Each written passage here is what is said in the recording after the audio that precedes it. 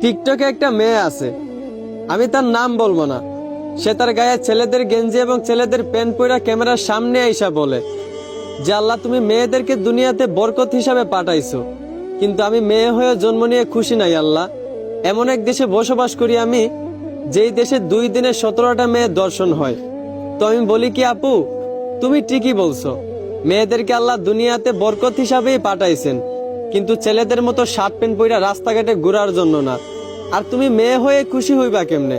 তুমি তো মেয়ে হয়ে ছেলেদের মতো শার্ট প্যান্ট পরা ঘোরাফেরা করতে মজা পাও, তো তুমি মেয়ে হয়ে খুশি হইবা কেমনে?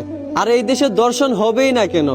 যেখানে আল্লাহ বলছেন নারী তুমি পর্দায় থাকো, সেইখানে নারী সমান অধিকারের নামে রাস্তাঘাটে বেপর্দায় খোলামেলা চলাফেরা করে।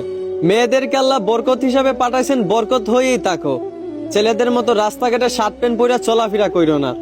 আর আপু, তোমার মা বাবা তোমারে কোন শিক্ষা দিয়ে গড়ে তুলছে আমি এইটা জানি না, তবে আমার মনে হয় তুমি কোনো ভদ্র ফ্যামিলির শিক্ষিত মা বাবার শিক্ষিত সন্তান না।